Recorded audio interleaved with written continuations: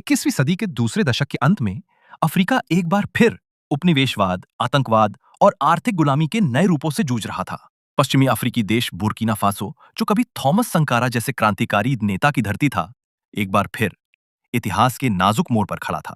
इन्हीं दिनों एक अनजाना लेकिन साहसी सैन्य अधिकारी, कप्तान इब्राहिम ट्राओरे, विश्व पटल पर उभरा। इब्राहिम ट्राओरे का जन्म 1988 में बुर्किना फासो के पश्चिमी क्षेत्र में हुआ था। वो एक मध्यम वर्गीय किसान परिवार से ताल्लुक रखते थे। प्रारंभिक शिक्षा स्थानीय स्कूल में प्राप्त की और बाद में उन्होंने सेना में भर्ती ली। उन्होंने उगाडुगु विश्वविद्यालय से विज्ञान में शिक्षा प्राप्त की और फिर सेना में एक आदर्श सैनिक के रूप में अपनी पहचान बनाई। 2022 में जब बुर्किना फासो लगातार आतंकवाद, राजनीतिक अस्थिरता और फ्रांसीसी प्रभाव का शिकार बनता जा रहा था, देश में एक बार फिर सैन्य हस्तक्षेप हुआ। कर्नल पॉल हेनरी डमाइबा के नेतृत्व में बनी अंतरिम सरकार जनता की अपेक्षाओं पर खड़ी नहीं उतर सकी। ऐसे में कप्तान इब्राहिम ट्राओरे ने 30 सितंबर 2022 को सत्ता संभाली। उनकी सत्ता में आमद को केवल एक विद्रोह नहीं, बल्कि इतिहास की उस धारा में वापसी के रूप में देखा गया जिसे थॉमस संकारा ने कभी शुरू किया था। इब्राहिम ट्राओरे का दृष्टिकोण स्पष्ट था।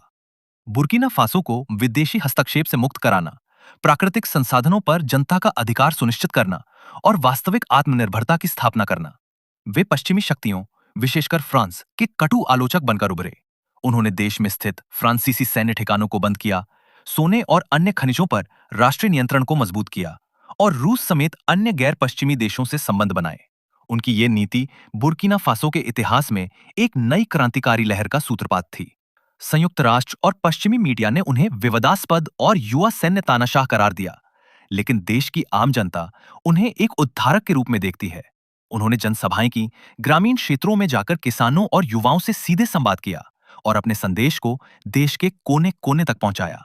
इतिहासकार लिखेंगे कि इब्राहिम ट्राओरे का युग एक ऐसे अफ्रीकी नेता का युग था जो पश्चिमी वर्चस्व से वास्तविक स्वतंत्रता चाहता था,